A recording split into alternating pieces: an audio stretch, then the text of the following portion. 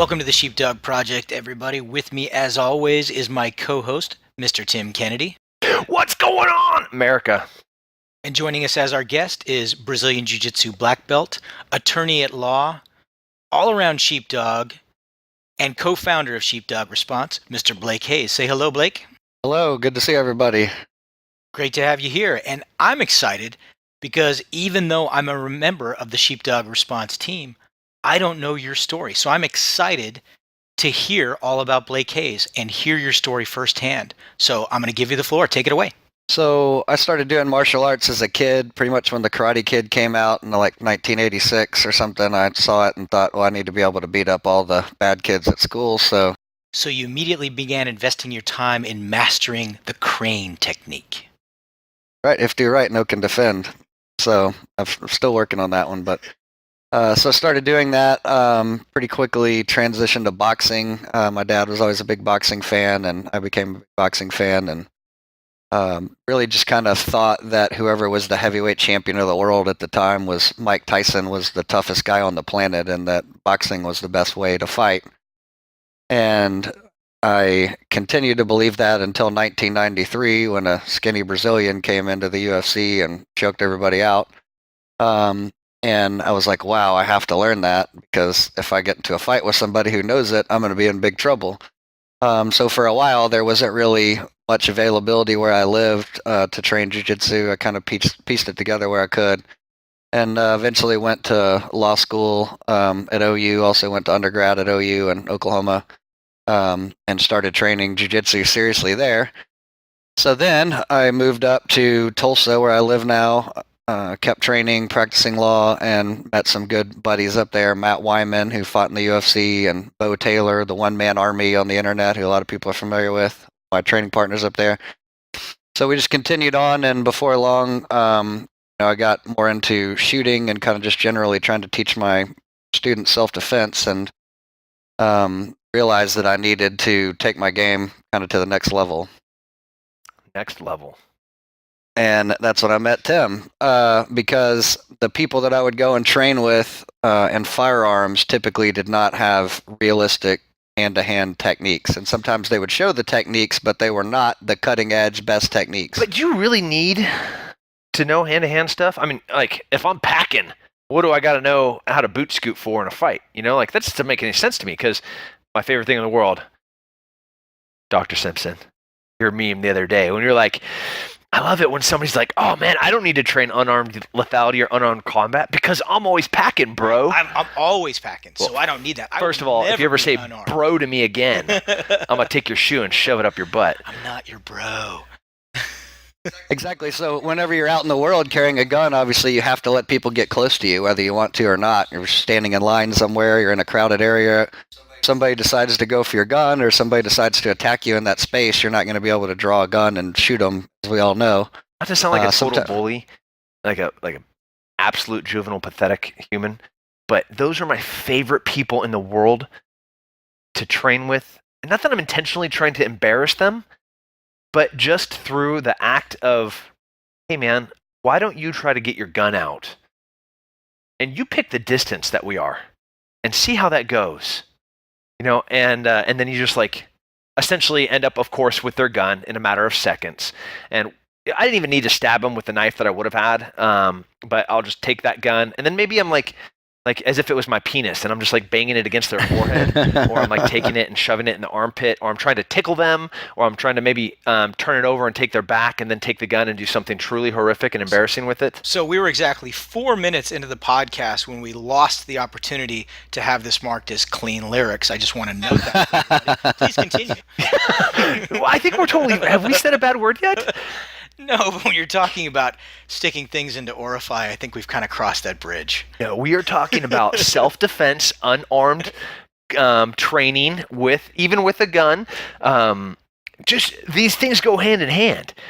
And so I obviously I'm echoing what Blake is saying here. Like, it is so, everybody listening right now, do not be that guy that says, I don't need to train because insert something stupid that will make you sound like a childish baby to everybody that actually knows how things work. So if you're an unarmed guy, and you're like, no, dude, I'm so fast. If you try to pull your gun, I'm gonna like judo chop you to the throat, and I'm gonna use the 5-finger death punch, and your chest is gonna explode before you can get your gun out. Or inversely, the dude that's like, oh no, I don't need to do that because I'm always packing. Those are the two dumbest dudes in the room, I promise. And they're also going to be the easiest dudes to kill. So you either train or you don't train. You're either a warrior or you're not a warrior. And if you want to be free from fear, that's going to be on the far side of work. And you better get to it. And you see those types too. I see them on both sides of the coin. You see martial artists who are like, no, I've chosen to live this peaceful warrior monk life where I'm not gonna taint my hands with a firearm. You said taint.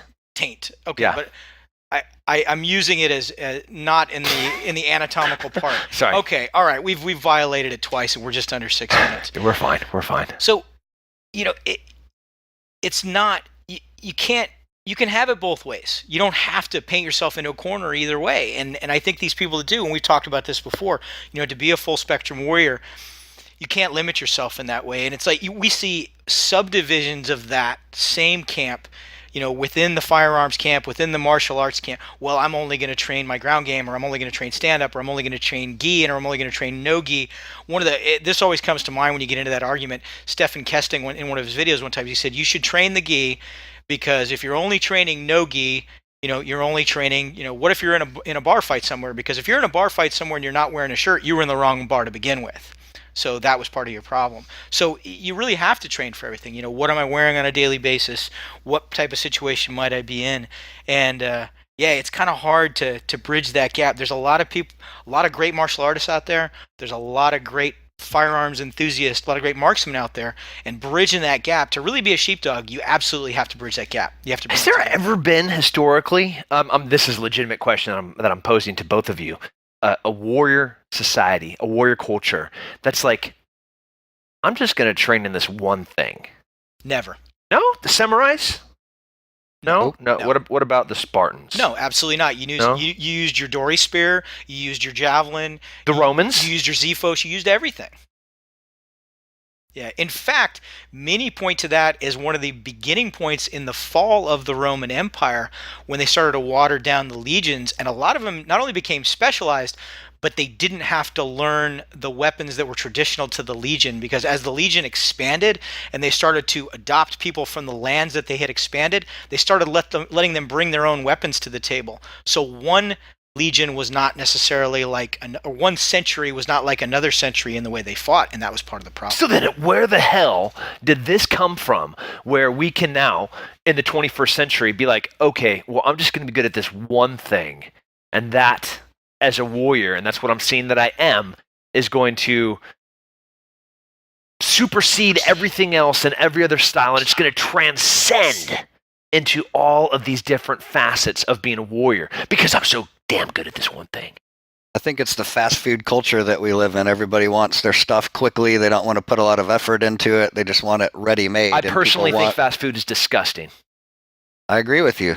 And you are willing to take extra time and maybe a little bit of extra expense to get really good ingredients and prepare them yourself and make a really good meal, which is what you've done as a fighter. And what we're trying to do is do the work to learn how to do it the right way. It may not be the easiest way. It may not be the most efficient way, but it's the right way.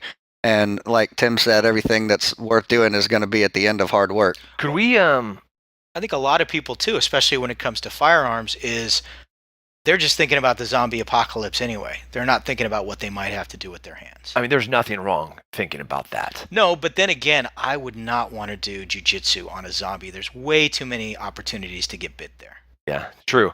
But I'm just not going to discourage anybody from thinking about and fantasizing about the zombie apocalypse. No. I mean, I saw that near Chernobyl, some pigs have gotten loose, wild Russian pigs, and they've been gnawing on the mushrooms there. And I'm just like hoping that these pigs then mutate into some horrendous, massive, zombie-like, bloodthirsty, villainous creature that then I can know for sure why our Heavenly Father put me on this planet. I will know that. I think, this fast food culture and wanting it the quick and easy way has been the downfall of our society. of our culture and our country. If you look from the 50s on, television on, guys and gals looking for the easy way to something. Anything worth having is not going to be attained easily. And that goes truly, that transcends into every aspect, whether it's shooting, it's fighting, it's generally being a warrior, your health, your sex, your sleep. All of it takes work, takes effort, takes, to a degree, a certain amount of commitment. And anything else is just being lazy. Well, that you use the key word is commitment and priorities. If you choose to prioritize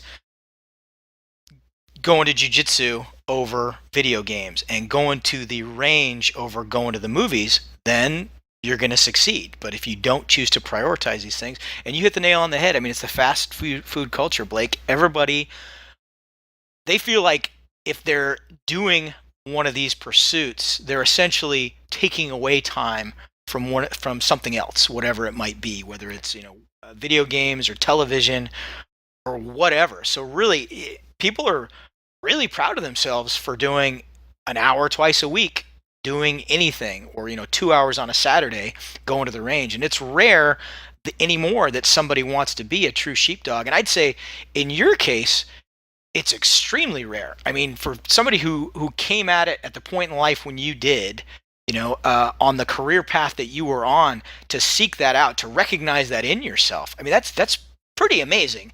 You must be, when you're in a room of other lawyers, I mean, you have to be the odd man out, I would imagine. Most of the time I am. There are some pretty stark differences between me and the average attorney. But I really feel like I've been on this mission all my life. Before I knew the sheepdog versus the wolf and the sheep kind of analogy that we rely on a lot, when I was a little kid, I would see somebody getting picked on the playground, and I would want to show up and push that weaker person out of the way and get involved. And I always had a huge aversion to the wolf. Bad guys doing bad things, I wanted to get in there and stop them. I wanted to punch them and teach them a lesson.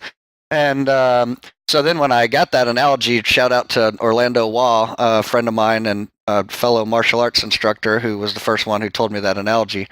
I realized this is something that I've been about all my life, and lots of people I know are about this. Firemen that I know, police officers, even lawyers, accountants, whatever, just put on this earth with the motivation to protect the weaker class from the bad people out there. And whether people want to admit it or not, they exist. There's always been bad people. There will always be bad people. And unfortunately, it's taken good people that are trained in violence to stop them. And so I was on the path to try to find the best way to do that. And there's really, a small people have real modern day combat experience, been in real gunfights with the current, technology and tactics and equipment, and that can really tell you what they learned from years of experience and not getting killed. There's also a small group of people that are really at the top level and unarmed fighting, which I think are MMA fighters. Granted, there are a few rules in MMA that don't exist in a street fight, but tell me that John Jones can't kick your ass in a street fight, I'm going to argue with you about it. I know at least two of us in the room could say absolutely that's true. Right, exactly. Exactly. So, the mixed martial arts guys have gone in there and they have every technique from every martial art pretty much available to them, except gouging people in the eye, which they could definitely do to you too if they wanted. So the cream has risen to the top. The techniques that really work in a real fight where everything goes is what has worked, and the stuff that doesn't work has been thrown out. It's the same thing in gunfighting, and so when you put those two groups of people together, the small group that really know both sides, there's really only one guy, Tim, who has high level experience in both.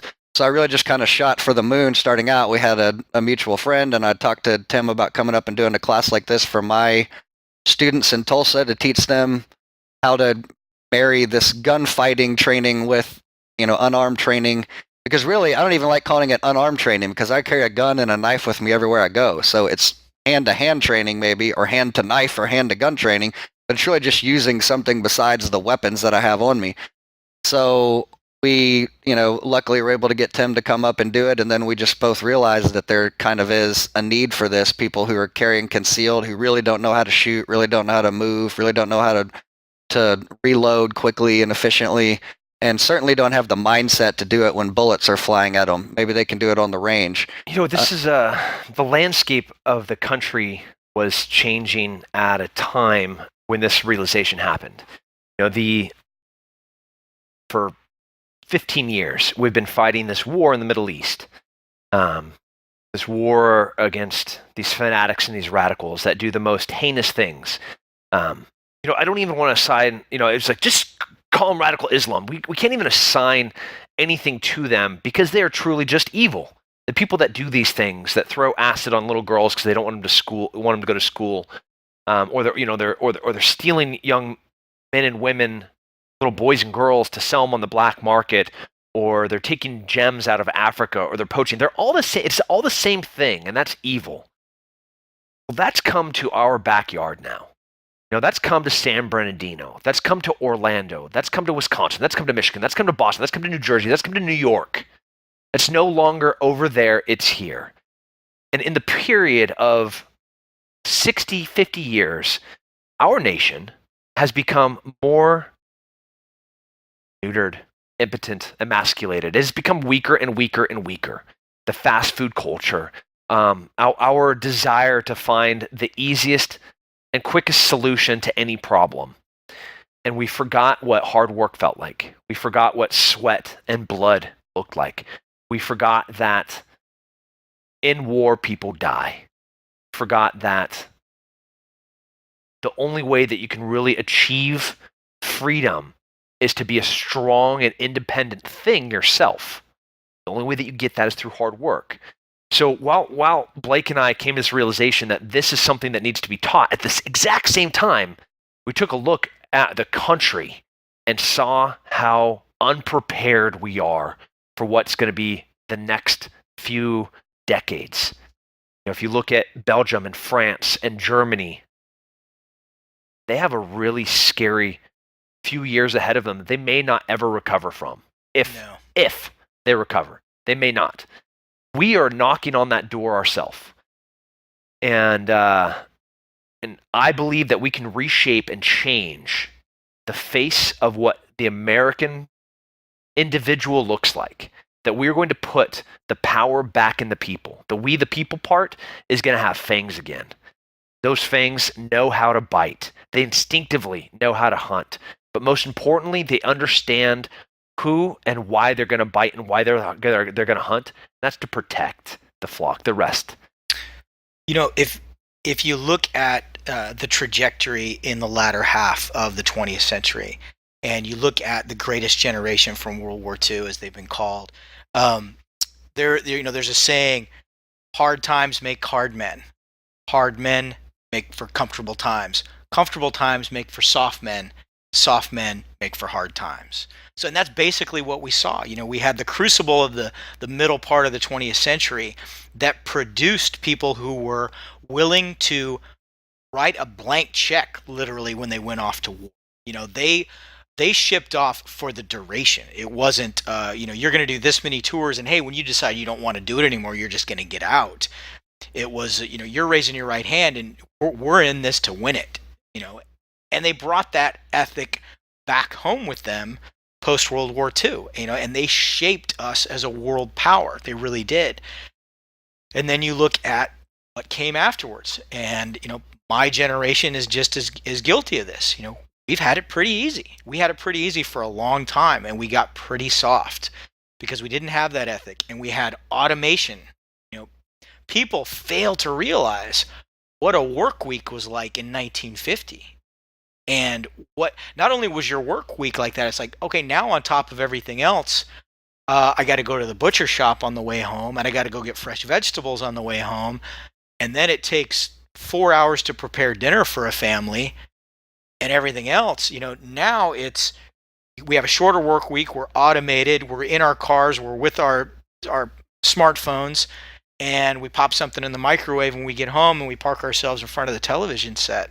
And it's made us soft. And you look at the countries that didn't step up towards the 21st century and still hungry. It's like the Rocky movie. It's like the Eye of the Tiger. And a lot of these evil people are coming from countries like that where they're still hungry. They still had to scratch and claw for literally everything. And it makes us ripe for the pickings. It really does. Absolutely.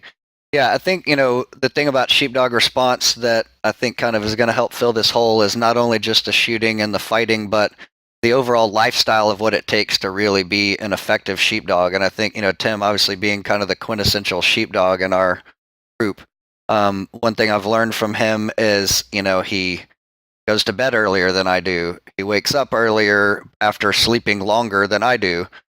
He works out like crazy. He eats the right things. He does all this stuff that, although we can't promise you the fast food results that you're going to quickly train with us and learn everything you need to know to be a sheepdog, you are going to get the real information. Like most people that are going to be our clients don't have the time to go spend 15 years or 30 years in your case in the Army and go into the units that you went into, or go to medical school and learn everything you learned, or go fight in the UFC and learn everything Tim's learned. But you guys can whittle that information down to the real cream and give it to people. And it was so important to me early on, engaging with Tim and guys like him, to know, like, well, what kind of gun does he carry? What kind of knife does he carry? What does he eat? How does he work out? What's his regimen? How does he push himself but still be physically capable to fight at any given time? So being able to get a window into what, like, the greatest warriors of our culture are doing to make themselves that great is a really rare glimpse that I don't think many people have gotten before. And I think it's really essential to learn that it's a full package. You need to be rested. You need to have the right nutrition in you. You need to be as strong and fast and as good a shape as you can be in. And all those are big factors. Like, you see some of the guys that say, well, I don't need to train hand to hand because I'm always packing, and they're packing a 6-pack of beer, not a 6-pack of muscles, and they couldn't run from down the stairs in your house without, having a heart attack, and, being able to run is an important component of self-defense. Sometimes you just need to be able to turn around and haul ass. And a lot of the people who think they're prepared for a bad situation could not physically do that.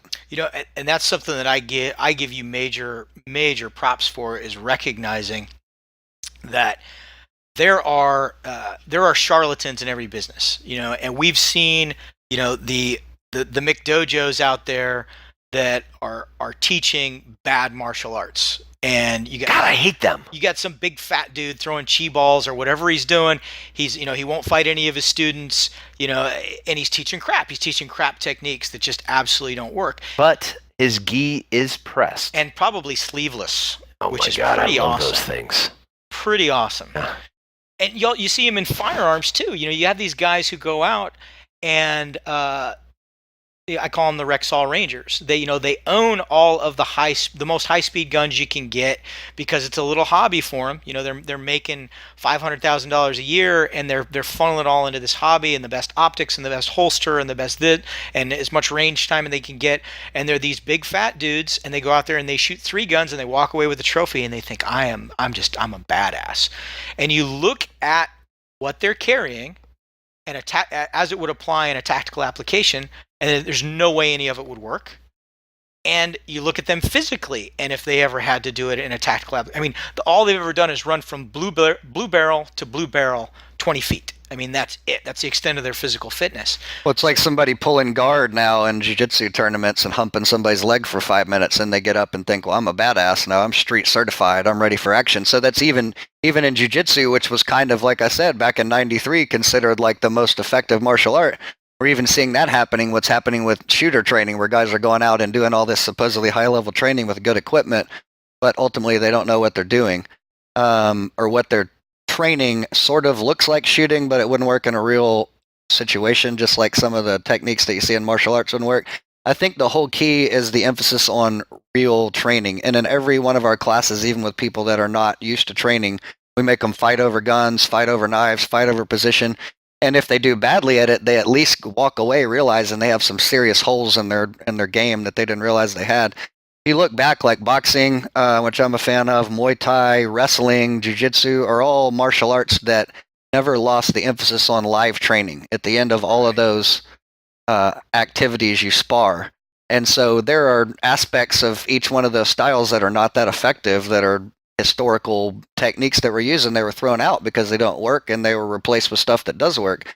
When you start standing in a static line and throwing punches and kicks in a mirror and nobody's punching and kicking you back, you can get, pigeonholed into looking cool and feeling cool without being able to do that. When you're doing katas, the air does not fight back.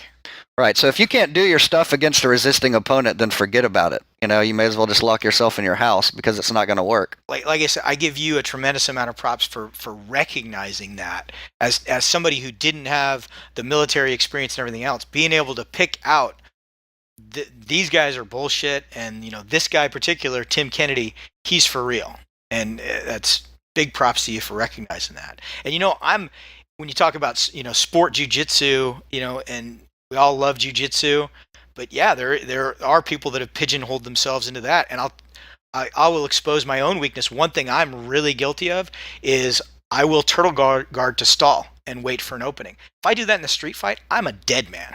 Absolutely. I'll do it on the mat, and I really shouldn't. It's actually a terrible habit, and I shouldn't. Yeah, because you will instinctively do that when you're really in trouble in a fight, and that's going to be a problem. Hopefully you'll know better, but typically when you fight how you train. And so if you are training, to do something wrong because it's comfortable on the mat, when the guy's not going to stand up and stomp you in the back of the head, then when the guy can do that, you might instinctively do it, which is why, we're kind of even just trying to lead a revolution in the way people are training. Even the people who are training in traditional jiu-jitsu schools, you have to train with some at least simulated strikes. Otherwise, you just end up doing positions that make no sense. And even like police officers that we train, a lot of times we'll ask them, well, even the ones that train jiu-jitsu or train some martial art, well, how often do you do it with your duty belt on, and at least a dummy gun? Well, never. So when you get in a fight on the street, what are you going to have on you? You're going to have this gun, this knife, handcuffs, pepper spray, all this stuff. So why not prioritize most of your training for fighting as though you have those things, since you do, and fighting as though people can take them away from you and use them against you because they can, or that they have their own weapons stowed on their body. So those type of people, and people like me who want to train for self-defense and to be hard to kill, should spend the majority of their time training in a condition that they might have to fight in, with a gun and a knife, which I always have, and fighting somebody who may have a gun or a knife. And of course, the tactics that you use, if you know somebody's armed or you're armed, are totally different than what you would use in a jiu-jitsu tournament, where that you're going to you can sit on your butt and nobody's going to punch you or kick you. Nobody's going to pull a gun or a knife out.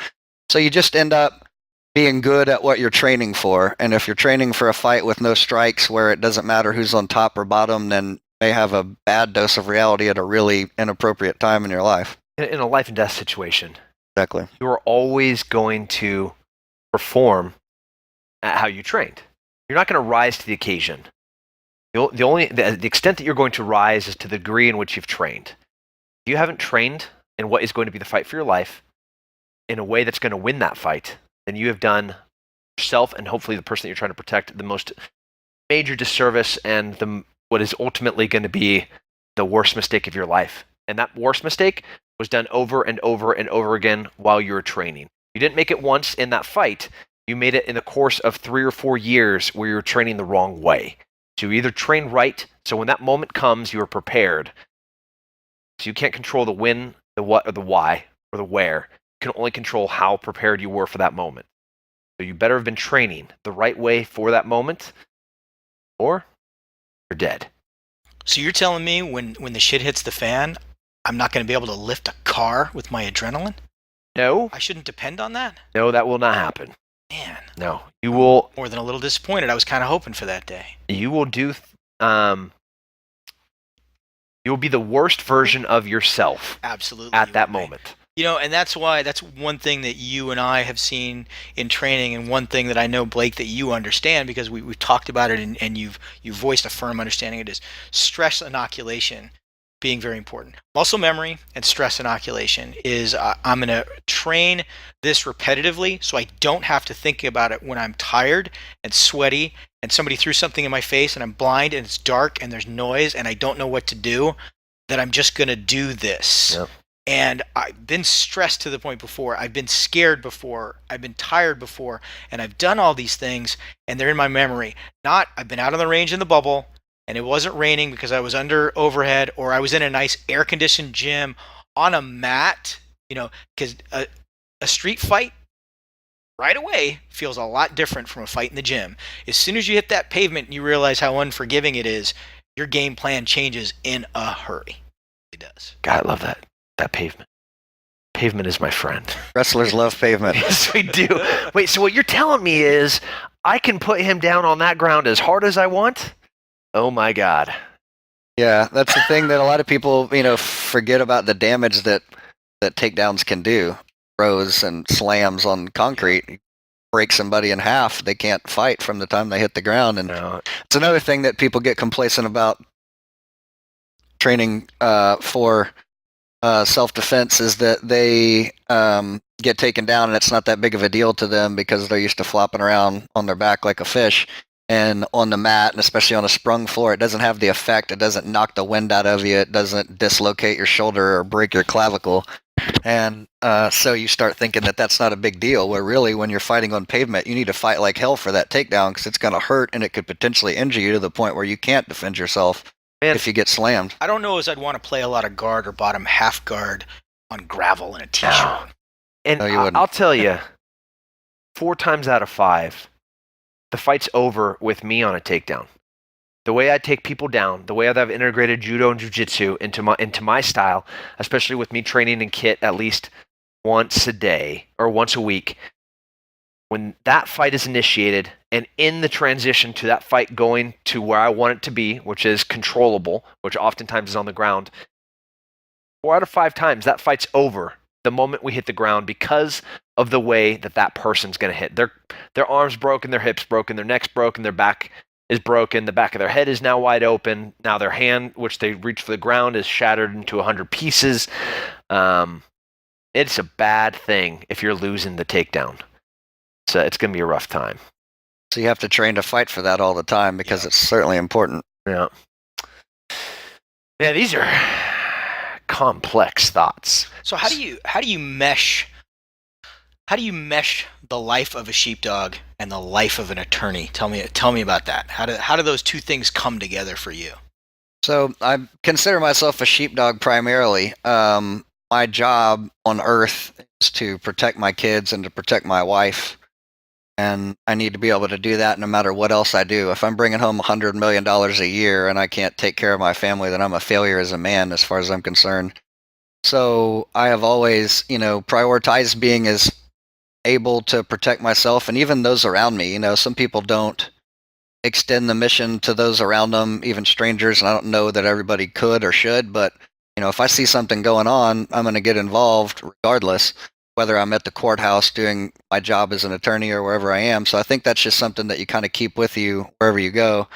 And as an attorney, I get the opportunity sometimes to do some sheepdogging as well, just to protect people who are being picked on one way or another and use the skills and experience that I have to intervene.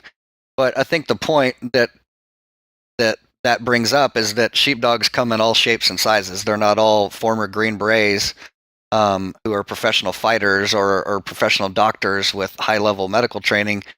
There are little kids that are training right now in martial arts that are sheepdogs for the kids on the playground. There are single mothers who are sheepdogs for their kids. There are doctors. There are everything you can think of out there, people who in their role in life are doing something to protect others and prioritize the good guys winning.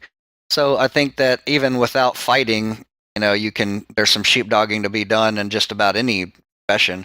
And I think if you're looking for what you can do to help other people, it's kind of a larger issue, but ends up really enriching your life. And so a lot of the things that I've done as a sheepdog have given me new clients as an attorney, opened new doors for me as an attorney.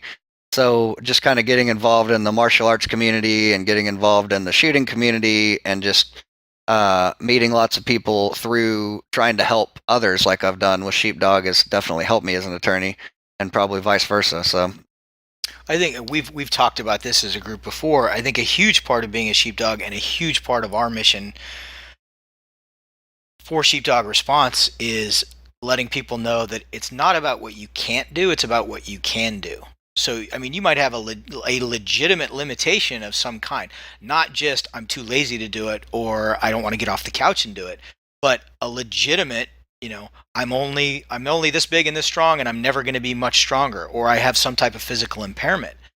And I think we are every day when we do this, we're going a long way towards helping people see that's a limitation in some aspects, but here's what you can do. Let's not concentrate on what you can't do.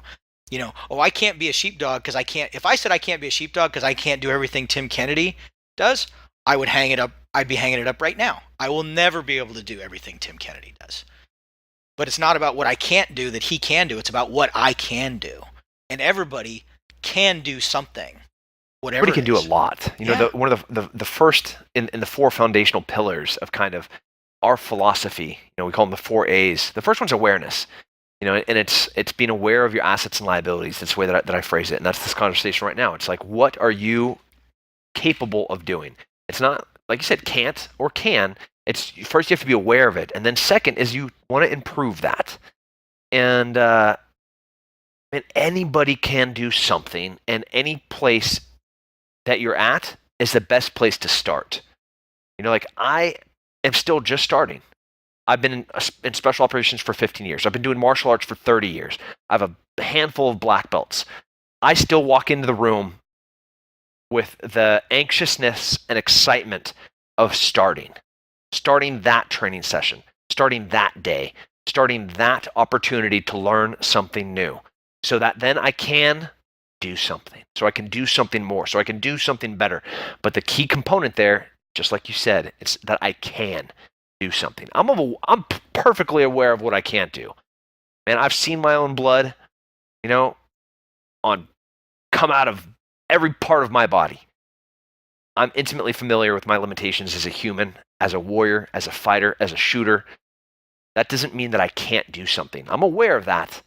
So that's what I need to be good at what I can do. But the most important thing is that I'm starting now, and I'm starting what I can do so I can get better, so I can do more. And even at your level of experience, has there ever been a day that you walked out of the gym or drove away from the range and said, I didn't learn anything today?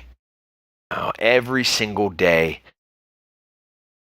I'm getting better. Every single day, I'm getting more passionate about getting better. Every single time I walk into the gym, I am trying something new. I'm disciplined about it, though. Like with journals, I'm looking for every single opportunity to improve. And I could be that bully that walks into the gym. I'm a 220-pound guy that is really strong. I'm built like a hairy troll. I could be that Jeff Monson-esque guy in the room that's just going to hit a knee tap and lay on top of somebody for the round. Or I could really go into something that I'm not good at and try to get better. I could go into that person's strength and flow with them. I can go into a leg lock game with some Polson student or a 10th Planet guy, an Eddie Bravo guy, and really go into a realm that I'm not the best at, but I can get better there. You're going to get out of your comfort zone. Yeah, and I'm going to get better. And when you get out of your comfort zone, that's when you evolve as a human being. You can. And we've seen it in our own community.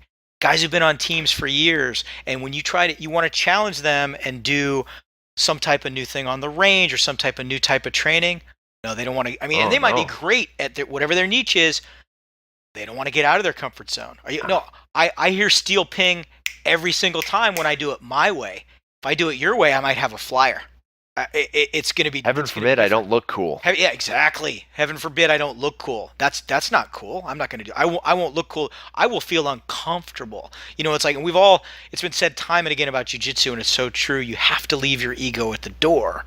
And anytime you're training, you have to leave your ego at the door. Even right now in the current strength cycle that I'm in, I'm doing things that I've been a professional athlete for almost 20 years. I'm doing things right now physically that I've never even tried to do. I'm doing gymnastics right now. I'm doing Olympic lifting. I'm a 37-year-old dude. I'm doing yoga. These are not things I really want to do. They're things that I know I'm uncomfortable doing, and I will be better at the other things I really like doing because I've grown the base of what I'm capable of doing. The what can I do? That obviously is physical. That's obviously training. Guns, without guns. There's also we have constraints legally. And this is one of the best parts about having Blake be part of the idea of what a sheepdog is. And that was something that I recognized when I was, with him teaching that very first course. Man, I'm gonna put somebody on the ground pretty fast. Like, I'm gonna fill them with bullet holes in a lickety split. And then Blake is over there being like, man, I really want to, but I also understand the law to such an intimate level. I really know when you can and when you can't. So let's talk about that. We do need to talk about that, because as much as we fantasize about the zombie apocalypse where there are no rules, we do live in a society that has rules, and we're thankful for those rules. We live in I love that we're a country of laws. Yes. And that's one of the most beautiful things about... Because you and I have been to countries that are very lawless. Oh, yeah. And I had a good time there. So did I. But that's not... I don't want to raise my family there, though. No, I do not. So being a country of laws, while they're taken advantage of and they're milked or they're weakened sometimes, ultimately they come down to some very philosophical discussions, when you can and when you can't. And Blake, fortunately, has such a unique perspective, and I think that's another additional reason why we are such a unique group of men, is that we have truly insight into the most nuanced, subtle languages, both in medical and shooting and physicality and martial arts, and now the legal ramifications of your actions.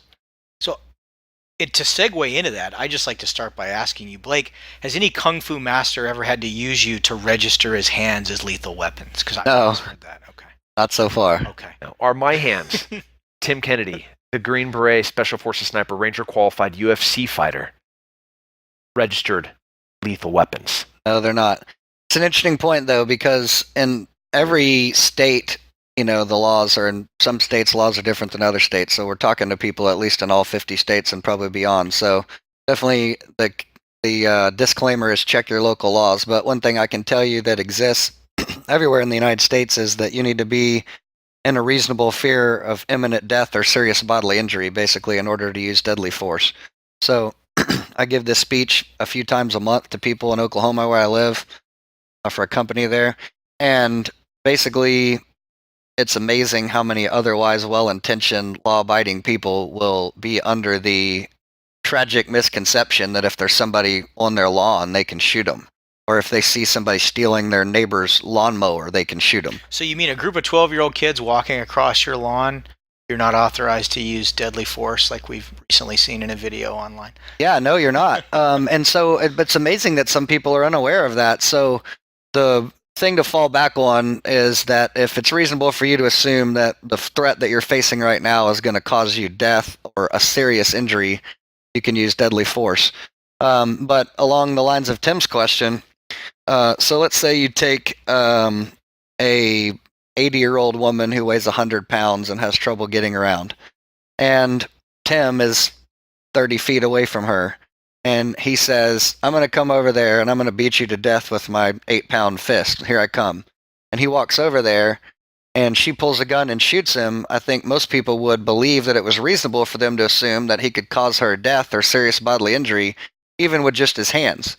Yeah, I can do that. I'm just going to go ahead and go out on the limb and say I think I could kill an 80-year-old lady. Thank you for making me look like the bad guy in this example, but go on. Well, I'm using the 80-year-old lady obviously as an extreme example. To your list of accomplishments. So, if the reverse happens and the old lady says, I'm going to come over there with my 1-pound fists and beat you to death, Tim Kennedy, here I come, and she starts limping over there and he pulls a gun and shoots her, he's going to have a harder time convincing a jury of his peers that it was reasonable for him to assume that his life was on the line at that moment.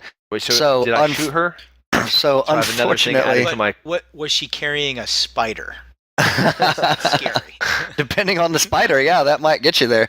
So anyway, there is unfortunately a little bit higher standard that you have to hold yourself to if you're capable of more, because people are going to, ultimately that's the standard that you're going to have to face in court, and people are going to assess whether or not there was a less lethal option that you could have taken, like turning around and jogging at a moderate pace to stay away from that 80-year-old woman. So although Tim's hands are not lethal weapons, he does have to take a lot more consideration into when he's going to hit somebody with them because of what he's done in the past and what he's capable of doing. So that does not mean that if you train to defend yourself that you can't use those skills. It just means that I'd like to bring up a recent case where that actually came up. So I remember in the Trayvon Martin case, the prosecution tried to bring in the guy from the gym where he had gone to train. And then when that guy got on the stand, they said on a scale of 1 to 10, where would you put him athletically? He said he's a 2. right. So that actually ended up working in the defense's favor. Yeah, and I don't think that guy was very capable. But, the other thing is that They're both douchebags. right. So, yeah, there's a lot of lessons to learn from that case for sure. But, you just have to understand what your assets and liabilities are, like we talk about a lot in our course, what you're capable of doing, what you're not capable of doing, and make sure you have your blind spots covered. So if you're really fast and you can close the distance on somebody really quickly, but your gun sucks or whatever, you probably want to get a better gun, first of all, but also consider what you can do and what you can't do in those situations. And just understand that really, you can value your life, and it's definitely better to be tried by 12 than carried by 6. But a lot of people get a gun, and you guys have a better understanding of this than most. They think that they want to shoot somebody with it. They're looking for an opportunity to use it. And I see that in people. And I'd say I bring up you guys because I think if some people had to use it afterwards, they would feel differently about it than they expected to feel, especially if they did it in a situation that turned out not to be justified, or it was kind of a gray area whether that person was really a bad guy that whose life they took. So really have to kind of take into consideration that when you can do more is required of you. When you're capable of just running, you probably should. If you're not capable of running, you might have to pull a gun and take that person's life when you wouldn't have had to if you just added that basic human skill to your toolbox. So it's a complex issue. Basically, you just need to understand that if your life's not on the line, you can't use deadly force. So really important point I think you just made there, and I don't want it to go by without being acknowledged, is again another reason, even if you are amazing with a sidearm and it's on you all the time, having that tool in your toolbox to use non-lethal force. And this has been emphasized in law enforcement for a while. Some would even say overemphasize, the de-escalation of force thing. They're so scared of escalating force now that it's gotten maybe overemphasized. And I would actually tend to agree with that. But for your average Joe, no, I agree 100% that you have to, if the whole world looks, if all you have is a hammer, the whole world looks like a nail. And if all you have is a Glock and no hand-to-hand fighting skills, everything's going to look like an FBI target and nothing's going to look like a jiu-jitsu opponent. And I don't think you can live that way. And I've noticed for me myself, there have been a couple of times that I have had to put my hand on or clear leather with my concealed weapon. And I've never, knock on wood, never had to discharge it. But I know that every time I've ever done that, there has never been anger involved, ever. It's always been concern for my situation, but never anger. And I think that's something that I tell people when they ask me. I say, if you're reaching for it in anger, I can tell you right now you're wrong. Because it's a little bit hard to be really pissed and want somebody's blood and afraid for your life at the same time. I mean, literally, unless you walked in your house and they're standing over your family dead. I mean, that's a little bit different, obviously. But what do you think about that? I totally agree. I mean, I think that sometimes people assume that a firearm will be a deterrent too. Like, let's say I've got 5 guys that are running their mouth to me in a parking lot and I can just get in my car and leave, but I'm like, hey, they don't realize I have a gun. I'm going to show them and pull out a gun and be like, okay, you guys are threatening me, take off. And a lot of people foolishly assume that they're all going to be like, ooh, gun, time to leave. What if they all 5 pull out guns immediately and you're in a gunfight with 5 people that you could have avoided? You also just broke the law by brandishing. Exactly. Yeah.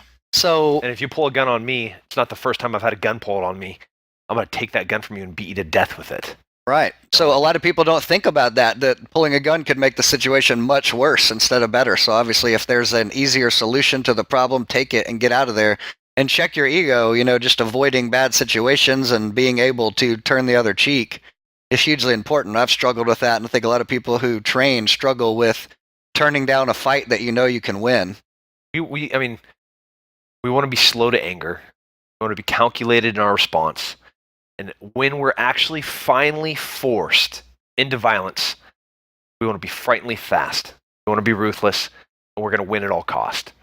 But the slow to anger, calculated in our response. We're not looking for that opportunity. No. We're not out there trying to position ourselves to be justified in something. Just because you can doesn't mean you should. Look, you have to have the ethical and moral ground behind you, and that's going to be high ground. And then you have to have the training that's going to support what you're going to do. Well, I've noticed for me personally, since I started carrying concealed, I have become way less likely to road rage. Now, granted, I've gotten older and a little bit more seasons too, but there have been a couple of times where I have been cut off, or somebody perceived that I cut them off, and they rolled down their windows and they got a little bit verbal, and where I might have given them the universal hand and arm signal for you're number one, or had something to say, or said, hey, there's a Whataburger parking lot, let's go talk about it. The knowledge of I'm carrying a firearm. What if this guy does? What if he gets out with an axe handle, or he's obviously very upset. He pulls out a gun. Where is this going to go? So I don't want to shoot anybody else. Especially they got to be really bad. Especially not over a lane change, for God's sake. I mean, if you're trying to hurt me, you're trying to hurt my family, you're going down.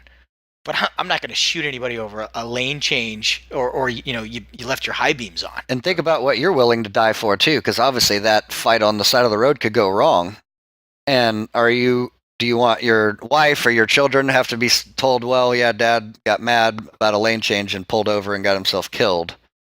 Dad who trains and shoots and supposedly, a sheepdog, and he's getting in fights on the side of the road for no reason. So you have to do everything you can to avoid those fights within reason, because it can limit your ability to respond to a serious threat in the future for yourself or for somebody else, because you lost your life or you lost your freedom on the side of the road with some idiot that you could have just waved at and kept moving. Or you lost the ability to ever get a concealed carry permit, for the rest of your life. Exactly right. And that's a very serious concern for people, because if you are convicted of a violent crime, that's another thing I can tell you from a lawyer's perspective, you're pretty likely to lose your ability to carry a concealed firearm ever again, which is going to hugely inhibit your ability to protect yourself and those around you. So think about that as a right that you can lose quickly. Let me ask you a question. So a legal question. Texas has the mutual combat law. Like, if two people agree they're going to fight, and that's legal. I mean, it seems barbaric, but I think it's actually probably kind of cool.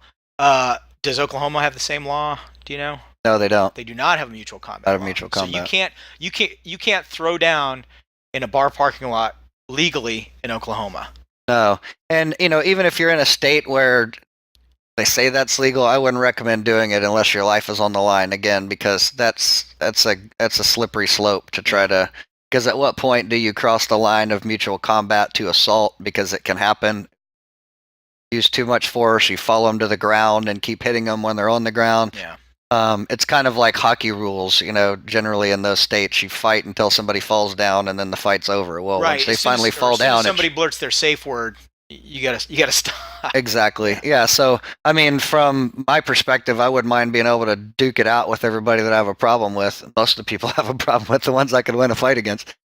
But I understand that, people don't like to lose, and whether it starts out as a mutual fight doesn't necessarily mean that it's not going to turn into other people jumping in or weapons getting drawn or just somebody getting hurt that doesn't have to get hurt. Yeah. And usually seems that ego and alcohol are the two biggest contributors to fights. And lots of people think they want to fight at 1 o'clock in the morning when they're drunk, and they wake up the next day and realize that you probably did them a favor by not stomping their head into the ground. Yeah, and a lot of people end up, when they turn around, it's like, well, that fight didn't go the way I want, so now I'm going to call 911.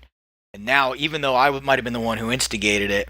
So what are your opinions on that? Like, if you do, say my wife and I are coming out of a restaurant, and some guys get a little bit too close to us in the parking lot, and a little bit of a verbal altercation ensues, and I'm trying to get between her and them, and one of them, reached to whether they're trying to rob us or whatever. Well, let's say they're not trying to rob us. Let's say it started as a verbal thing, but they just pushed it a little bit farther than it should have. They end up putting hands on me. I end up defending myself. We go to the ground. I put him in a rear naked choke. I say, I'm gonna let you go. All right, I'm gonna let you go. You just get out of here. He gets up and he runs for his car, and he's leaving now. In your opinion as an attorney, should I call 911 anyway and let him know that happened? Yes, I think you want to kind of get ahead of the story in the sense that if he gets to call first, he's going to lie about what happened. And also, people may have witnessed what happened and may write your license plate down, and you leave, and then you kind of look like the bad guy because you didn't call. I don't think you have to get into detail about what happened or who did what. I think you want to say, I was assaulted in the parking lot at this street and this street, and I need assistance right away. You have to avoid saying too much because the right to remain silent is for innocent people as well as guilty people, and you want to be careful that you don't say something that state it wrong. And of course, your 911 call is recorded and can be used as evidence against you.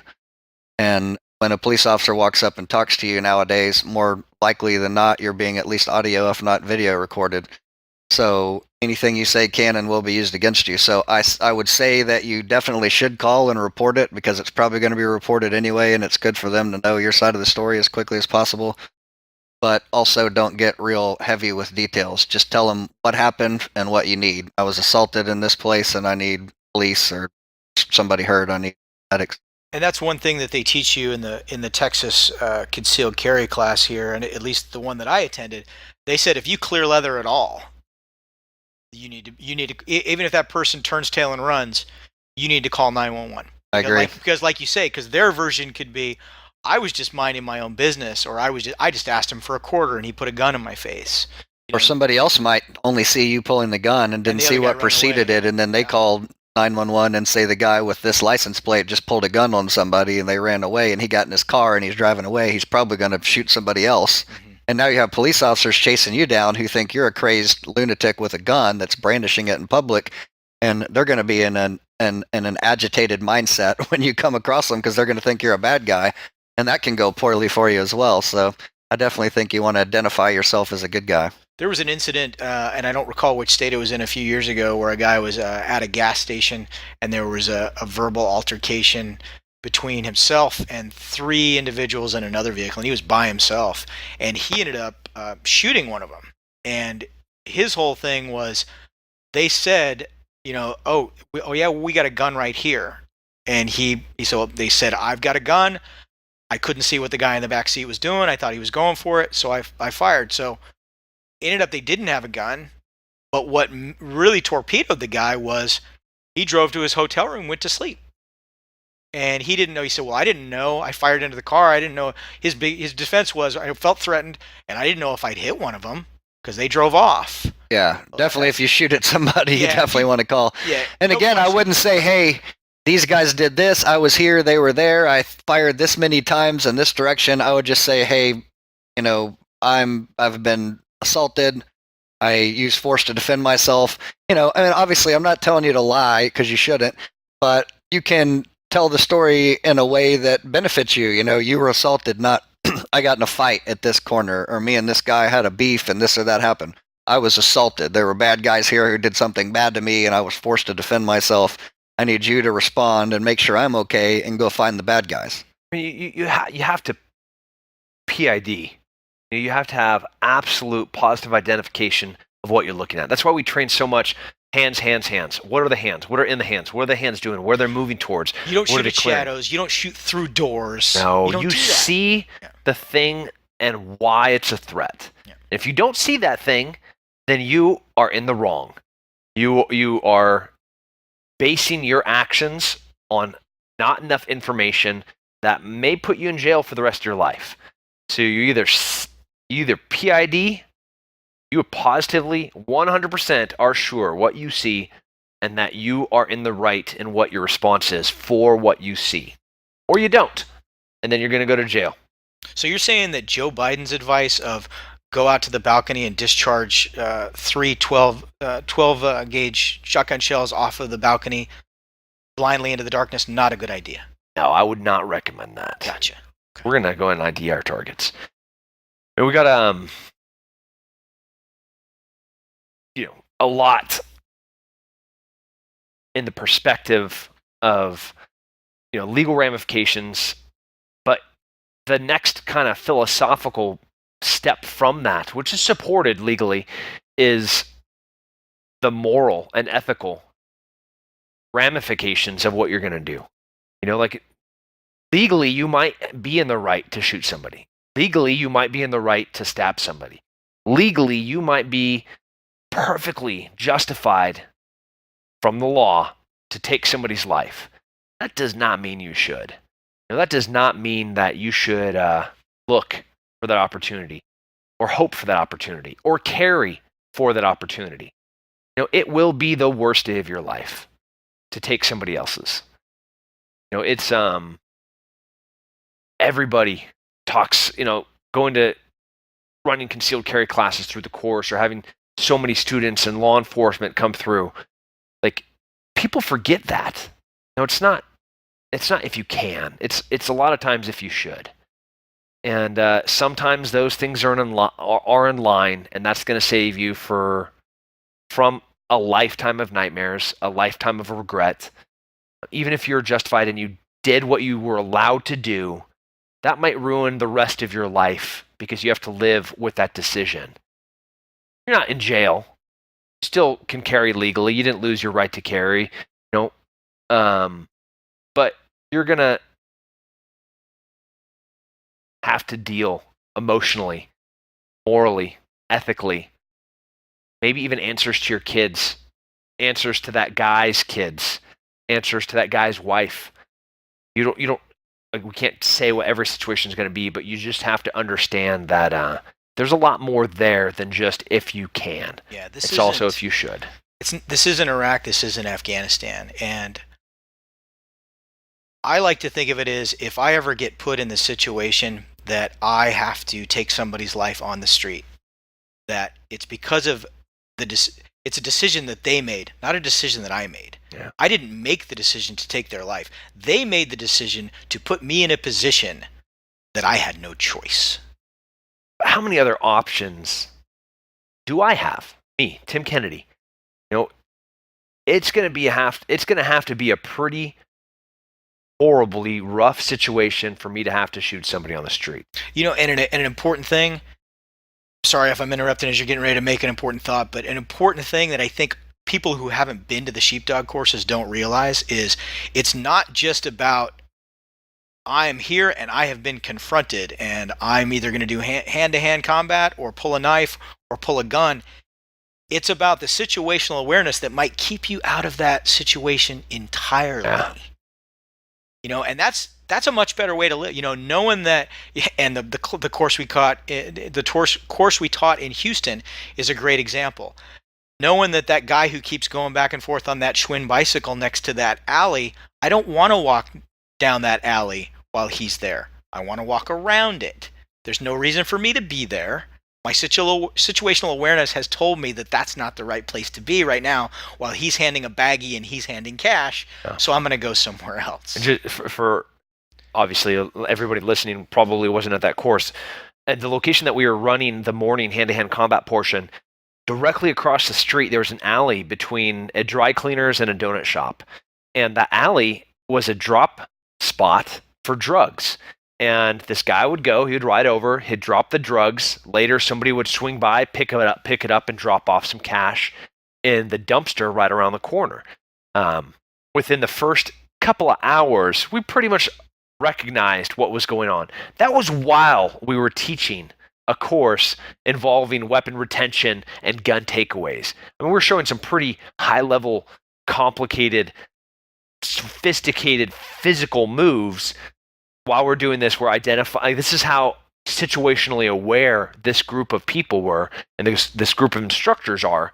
It's like, we're like, oh, look what that guy's doing, and why he's there, and how long he's there for, and probably how much money he has on him, and where he lives. Like, we knew everything about this dude just from his actions of dropping dope underneath a dumpster. And what was equally interesting was how unaware he was that the parking lot was full on a day that it would normally be empty, with a bunch of license plates and stickers that said "I back the blue," and cars that obviously typically wouldn't be in that particular part of town, and a bunch of sweaty barrel-chested freedom fighters walking in and out, and with gear bags in their vehicles and everything else. He was still, and how many law enforcement cadre do we have? How many law enforcement attending the course? Yeah. Any number of which had jurisdiction in that area, and at any time could have just walked over and grabbed him by the scruff of the neck, and he was completely oblivious to that. Yeah, I think keeping your eyes open is something that we're losing a lot in our society, particularly with smartphones. You see people walking through a crowded environment with their head stuck in their phone. They're not looking around. You could walk up and do anything to them, and they wouldn't even know you're there until you touched them, if at all. And that guy is in that boat as well. Glad, because he's a criminal. I'm glad he's not good at it, but he should have noticed that the environment that he usually drops his drugs off in had changed dramatically on that day. Yeah, I know that's one of the people in Austin, like friends, and they're on their phones and they're lost. You like walk up, hey man, what's going on? Oh man, hey, what's up, Tim? Like, what, dude? What are you doing? Like, do you have any idea what's happening in the world around you? You sit down in a restaurant and you're at a table next to friends of yours, and 20 minutes goes by and they don't even notice that you're there. Yeah, because they're not paying attention, not looking around. It's a lot better to address a threat from 50 yards away than it is when they're right on top of you. Yeah. So if you're never looking being around, it at all. I mean, that's this idea is like we are creating such an advanced version of the American, of the human, that you could avoid conflict altogether because you're so prepared for it. Like I'm not saying that you're going to be this monk that is so in love with peace that you can always avoid violence. I'm saying that you are so understanding of every facet of violence that you never have to involve yourself in it. I had this great conversation with Robin Black when he was on Mind of the Warrior podcast, and we were talking specifically about, I was watching, one fighter was going up against a leg lock expert. And so the day before the fight, he was training all these different leg lock escapes.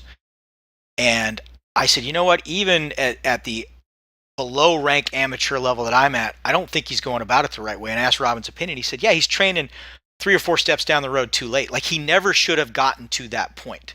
If you're going up against a leg lock expert, you take 3 steps back from that on what are all the points that get me to the leg lock. So like you say, identifying that threat 50 feet, 50 meters out, not when, okay, so a guy comes up and puts his hand on your shoulder. He never should have got up and put his hand on your shoulder to begin with. You should have identified that threat and diffused that threat. And one thing I noticed in New York City, that you hear about New York a lot, is you can tell the people that are looking to do bad, and they can tell the people that can tell. It's like, you make eye contact with somebody on a subway platform, I know what your game is. You don't want to come this way. Yeah, I mean the times I tell people all this. I tell everybody that comes to our course this, that the more you understand, the more that you see, the more aware that you are, the more times you're going to be put in situations where you're going to have to help. You're also going to be put in situations more often that you can avoid. And that goes both ways to the predator and the prey. You're like, I can recognize threats so quickly and easily that I can avoid them. But those threats, they see me, and I am this beacon of don't even fucking try. They run from me as if I'm the plague. They're like, do it. I was thinking about, giving the 7-Eleven a whirl, but then I saw that dude in that massive Ford truck that has a really awkward fanny pack, and those jeans look really tight on him, and I think this is not going to be my night to give it a whirl. What's interesting too is that most guys seem to be trying to project this tough exterior, whether they really have it or not. A lot of guys find themselves in a situation where they want to look tough or intimidating. And like most people probably have the sheepdog mentality. I've spent my whole life trying to assess which people are really dangerous to me and aren't. And I can really tell, like a wannabe tough guy trying to seem tough in my face, I can pick them out immediately. I can see something in their eyes that lets me know that they're not really willing or able to do what they're saying they're going to do. And the vice versa is true. I can see a quiet guy in a room not bothering anybody and go over to him and be like, what do you train? What do you know? What do you do? And it's always something. Oh, yeah. It's like almost counterintuitive. I was an Army Ranger and I'm a black belt in jiu-jitsu. It's like, I understand that. I believe that because you project something without even, making a mean mug that I don't want to come over here and mess with you. Right, so and his affliction jeans and his tap-out shirt really didn't say that he was a tough guy? But it's weird. It's like it's very difficult to fake, and it's even kind of difficult to hide if you have it. It's just kind of there, and it has to be earned. I think you'd have to be an Academy Award-winning actor to be able to project it if it's not really there. I've even seen good actors try to do it on film, and I'm like, bullshit. That guy's not a tough guy. I can tell. When we talked about this on the last episode that I spent some time as a prison guard, and when a new bus would come up and new guys would get off, you could tell the guy that was scared shitless by how much he was talking. That's the guy that just would not shut up. And the moment he walked in, he'd let you know where he'd done time before and who he was with and who his set was and everything else, and on and on and on and on. And it's the guy who was looking straight ahead, took his blanket, took his towel, took his bar of soap.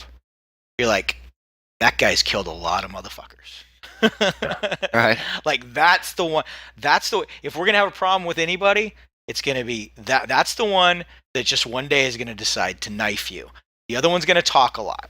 Well, and the real wolf doesn't want to reveal himself as the wolf until he's ready to attack, right? So that guy's just flying under the radar until he does something crazy. Right. He doesn't want to be on your radar early on. Wolf doesn't howl on top of the hill and then charge down into the flock. Right. Watch out for the quiet ones. They crawl, and they tear your throat out. Yeah. Disregard the loud gum bumpers and look for the quiet guys that are sneaking around. Yeah. And I dropped an MF bomb, so we're officially in explicit lyrics for. Thank God. Yeah. So. Fuck, it's about time. Yeah. Dude, Blake, always, I love picking your brain. You have a beautiful perspective, a unique, perhaps, completely unique. I look at the three of us right now. We truly, I don't think there's singular other men on the planet that have similar perspectives, that have the level of legal expertise.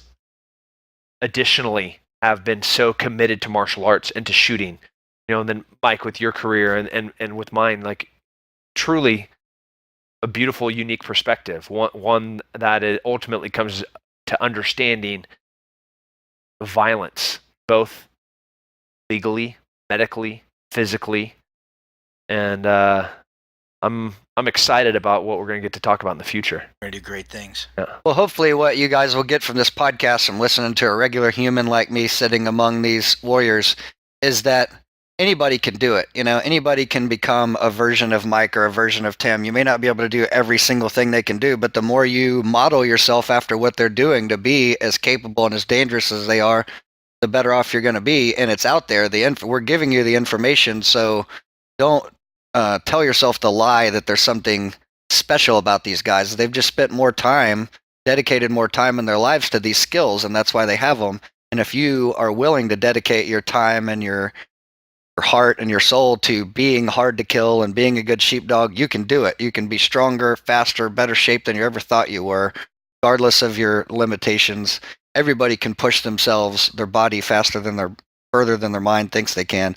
Everybody can learn skills that they thought they were too old or too beat up to learn. You can still learn them and you can still use them. So get out there and make today your day to start training and taking this seriously, because you never know when the day is going to be that you have to be prepared to use these skills, and you can't pick the time.